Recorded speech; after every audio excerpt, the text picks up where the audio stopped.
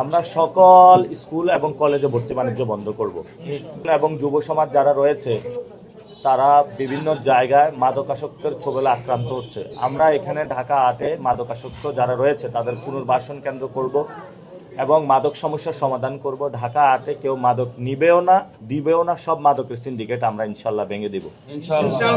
এখানে ময়লার টেন্ডার বাণিজ্য নিয়ে অনেক সমস্যা আছে। রাস্তায় বের হইলে যানজট, ময়লার সমস্যা, আমরা এগুলো সমস্যার সমাধান করব।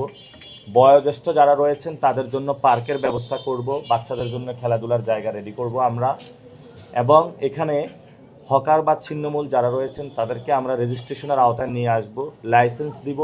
আমরা তাদেরকে উচ্ছেদ করব না, আমরা তাদেরকে পুনর্বাসন করব কমপ্লেক্স বানিয়ে।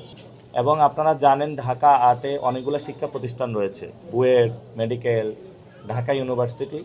শিক্ষার্থীদের থাকার জায়গা না, আমরা ব্যাচেলর হাউস তৈরি করব, যে ব্যাচেলর হাউসে শিক্ষার্থীরা সহজেই থাকতে পারবে, যাদের হলে সংস্থাপনের জায়গা হয় না। এবং আমরা সাথে সাথে এখানে যেই হসপিটালগুলো রয়েছে, বারডেম রয়েছে, ঢাকা মেডিকেল রয়েছে এবং পিজি রয়েছে, এখানে অনেক মানুষ চিকিৎসা নিতে আসেন, তো তারা কিন্তু থাকার জায়গা থাকে না। সবাই রোগীর সাথে যারা অ্যাটেন্ডি থাকেন একজন থাকতে পারেন, বাকিরা কিন্তু থাকার কোনো জায়গা থাকে না। আমরা হলো এই রোগীদের জন্য যারা অ্যাটেন্ডি আসে তাদের জন্য হোস্টেল তৈরি করব, যাতে সহজেই তারা বিশ্রাম নিতে পারে এবং সুচিকিৎসা নিয়ে বাসায় ফেরত যেতে পারে। আর আমরা ঢাকা ৮-এ ইনশাল্লাহ ১২ তারিখ পরে চাঁদাবাজি, সন্ত্রাসী, দুর্নীতি বন্ধ করে দিব।